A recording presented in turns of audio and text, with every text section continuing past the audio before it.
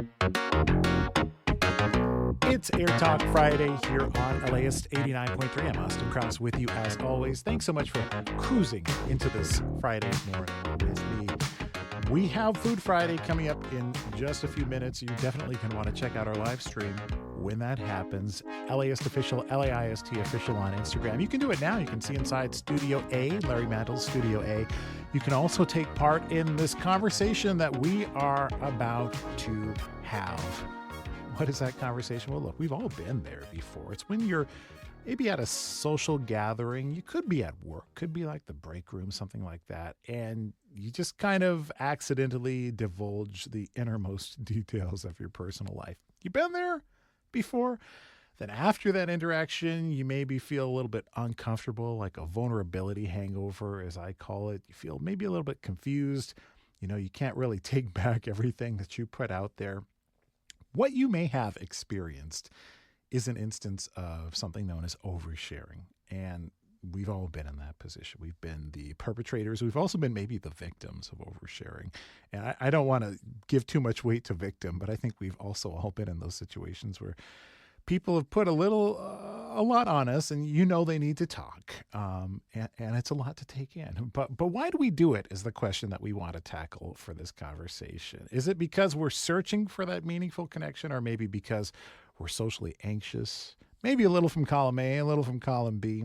We're going to talk about it right now with Nikki Nolet, who is a clinical psychologist and CEO of Relationships Redefined, based in San Diego. Nikki, thank you so much for being with us. Thank you for having me. And of course, our other favorite guest is you. We want to hear from you. Would you consider yourself someone who overshares? Do you have a sense of why you do it? Something that you've maybe thought about afterwards. Why did I say that? Why do I do this all the time? How do you feel afterwards? Or have you maybe been in a situation where someone overshared and it was a little bit much for you? 866-893-5722 is our number on this Friday. 866-893-5722. Would love to hear from you. There's also LAist at AirTalk, LAist.com/AirTalk. You can leave a comment there. There's ATcomments at LAist.com. That is the email if you're, sneaking in some AirTalk Friday at work and you can't really call. There's our Instagram Live, LAist Official, LAIST Official. But we have that line open for you. So come on, hang out. 866-893-5722 is the number. Nikki, as is important with so many of these conversations, I think that we need some definitions to start, because oversharing seems like it could be up to interpretation to a lot of people. Generally, how do people in your field understand oversharing? Well said. Yes, oversharing sometimes gets convoluted with vulnerability, right? So what we say is oversharing is sharing too much personal information.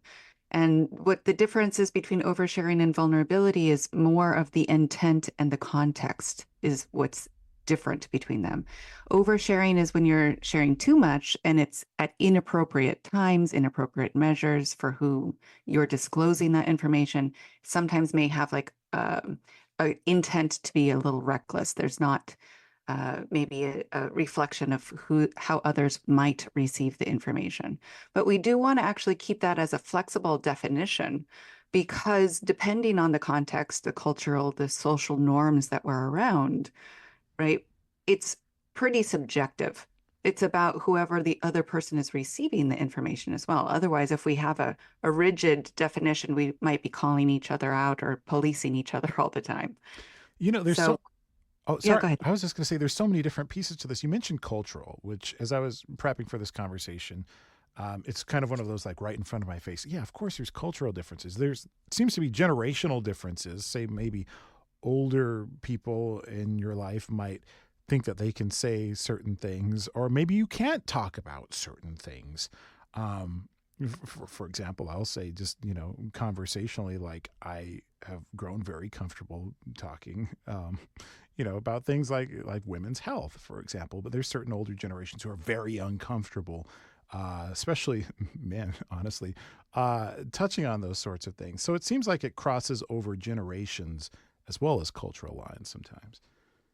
It definitely does. It depends on our social etiquette that's appropriate in certain social cultures. You know, what we would be open about here, even, in our neighbors' family matter, like how they address situations, or have, if we were to be in Sweden or the Netherlands, our discussions would much be more appropriate and different. We'd be having different topical conversations with each other for sure.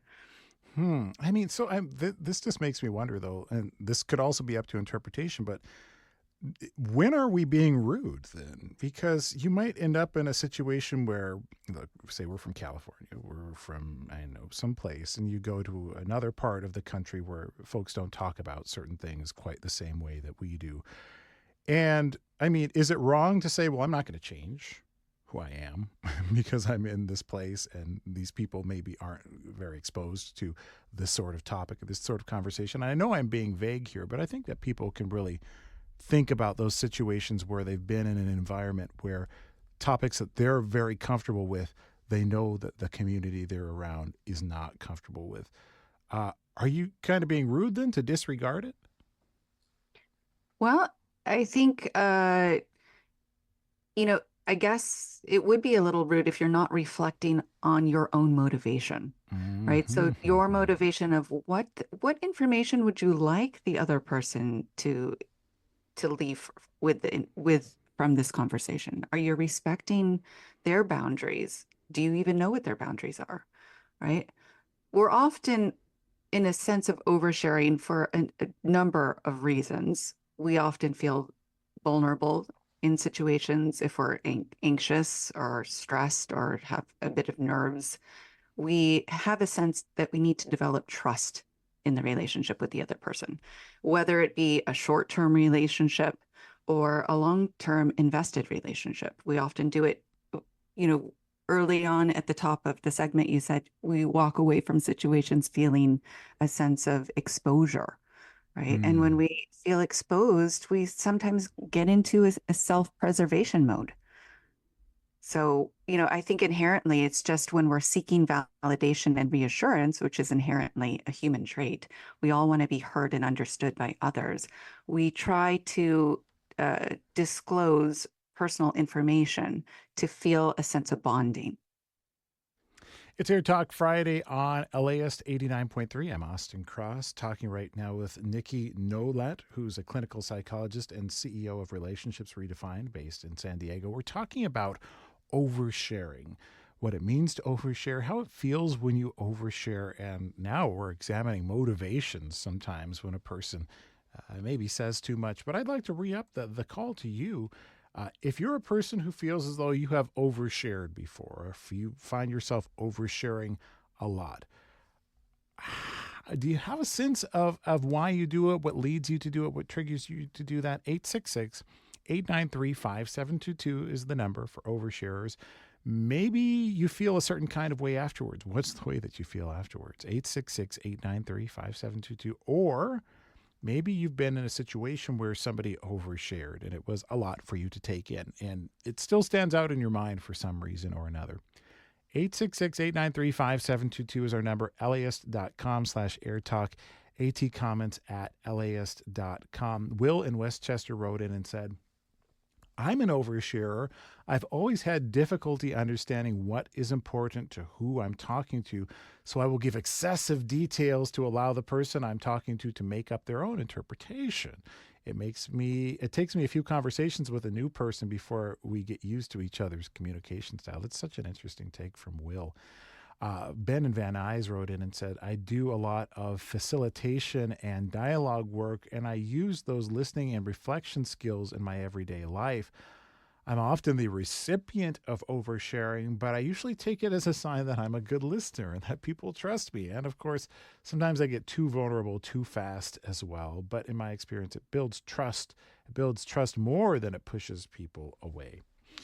Well, Nikki, something that stood out to me about sharing is this thought of being known. I think that a lot of people want to be known. Sometimes you don't have a very close social circle or people around you who you can share intimate details with. I think that the internet has probably, like Reddit, especially has provided a space for people to kind of have that outlet for what they're going through and how they're feeling, even if they get to share it anonymously.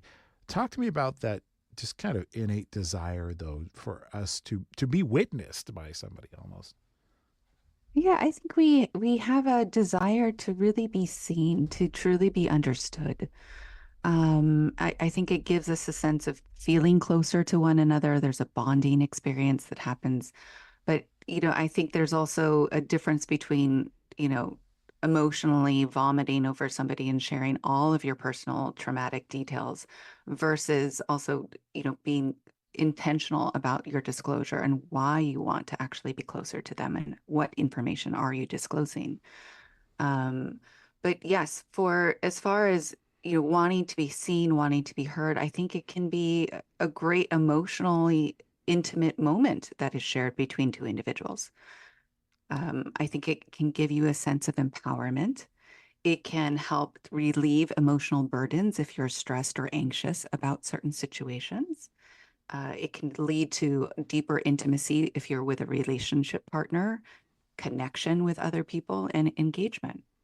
I mean, in a second, I want to ask you what we owe each other in those situations, because I have been in conversations where maybe a person overshares and I think, oh, or maybe we're hitting it off. Maybe we're going to be friends. And then you never hear from them again or something like that. Or they share a bunch, very deep, intimate stuff. And then maybe they feel so odd about it afterwards that they maybe avoid you or something like that. But part of me is wondering, like, well, if they're going to create the sense of intimacy, is there any sort of obligation on their part to not leave you in the cold? I'm going to ask you about that in just a second. That's just me being curious.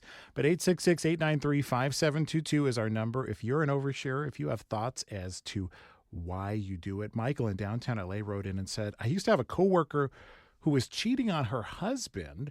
She would tell me everything. It was so uncomfortable for me. She told me I was the only person who knew it was really a terrible position for me to be in. I mean, you were probably so far removed from her other social groups. I would imagine it felt safe to her, and she needed to tell somebody.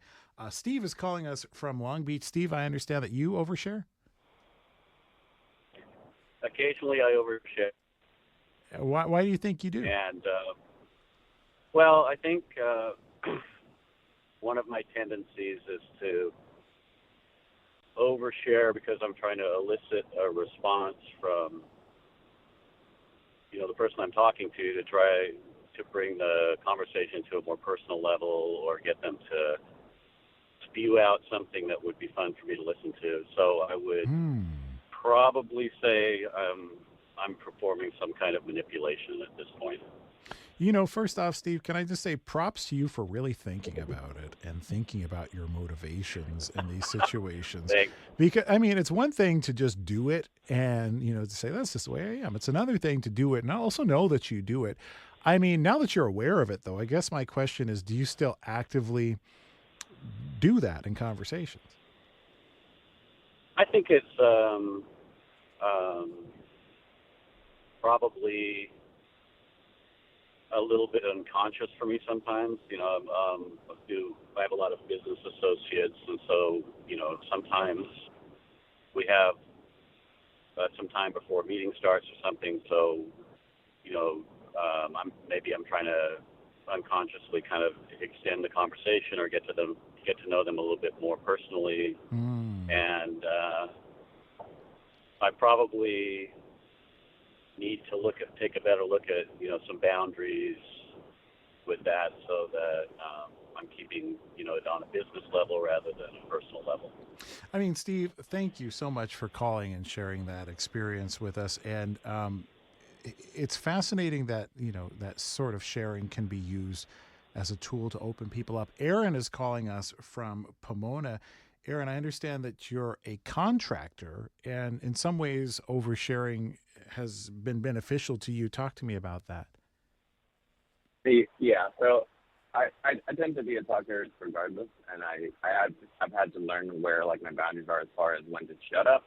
But I've noticed that if I don't share any kind of vulnerability with my clients, then I'm treated just like any other contractor. I'll come in, I'll do the job, I'll be done with the job, I'll go home, and that's the end of that. And I may or may not get a call back from that client. But if I open up a little bit and I kind of test the waters, and usually that leads to a lot quicker rapport building, and I will most likely get more callbacks from them. And in some cases, I just develop a conversation that goes beyond the boundaries of just doing work or getting jobs done or working on projects with my clients.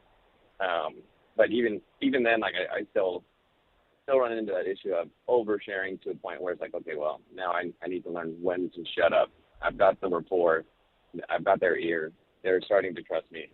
And now I need to shut up. So it's about finding that balance. That's Aaron in Pomona. Morris wrote in from Fullerton and said, I manage an online community, and I find that people like to overshare with complete strangers when they're somewhat anonymous. It's AirTalk Friday here on LAist 89.3, talking right now with Nikki Nolet, who's a clinical psychologist and CEO of Relationships Redefined, which is based in San Diego. We're talking about oversharing, why we do it, what motivates us to do it.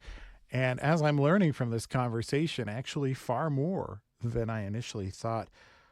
Nikki, what did you hear from those calls? It sounds like people were almost strategically using vulnerability in an effort to either make a conversation more interesting, build a connection faster, or build a connection so that the potential business relationship is better. Yeah, when we're dealing with our business associates, of course, if we disclose any personalized information, it makes us more human in their eyes. It makes us more adaptable, more like them. There's something that they know about us. There's a bonding experience that happens there. But I wouldn't define that necessarily as oversharing. I would define that as vulnerability, the willingness to be open and honest about your thoughts, even if it's in an uncomfortable context.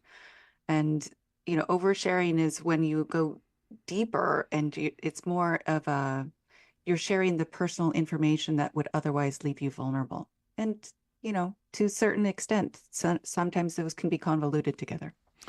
On our Instagram Live at LAist Official, where the conversation can happen, Kyle Williams Black said, oversharing could be a form of confession. Perhaps this is related to that religious practice. It's an interesting thought for sure. I'll also tag that on to Jeannie in Long Beach, who says, I think people have lost the ability to communicate. I learned as a young child how to talk to adults and children and how to listen well.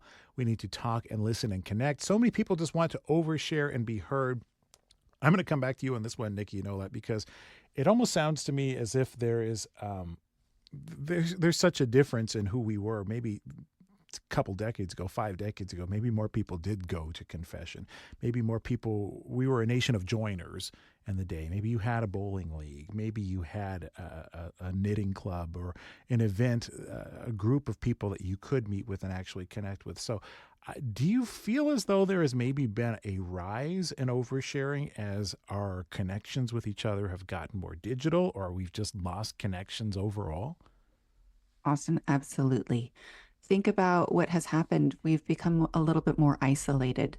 We used to help each other in a cultural divergence way where we were all helping each other, right? Your neighbors would talk to each other, we'd engage.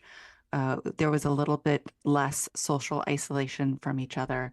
We were all sharing different perspectives. And now everything since the advent of technology, although there's so many great developments from it, has created more of this emotional divergence. We have more space between each other. We don't really get to know each other as well as we used to and as in depth. So it has caused a little bit more space, and especially with the advent of the pandemic, right? And Right. in some ways that has actually caused a traumatic experience for a lot of people. And we know that individuals that are exposed to traumatic experiences, even when in their youth, may also be higher at risk for mental health issues. We look at patients that are struggling with borderline personality disorder, and a common behavior for them is often oversharing sensitive information in an excessive way. So I think over time, it certainly has caused us to be more vulnerable and more of an overshare because we really, really want to just be socialized. We are seeking the connection with other people. Gosh. In just the few seconds we have left, any suggestions for people, maybe the oversharers out there, maybe the vulnerable people who couldn't feel like they could call, but any ways any ways that we could actually build real connections? Yeah. You know, I think oversharing is good and positive in the way that it develops hopefully more intimacy with the other person. But there are other ways to do it as well.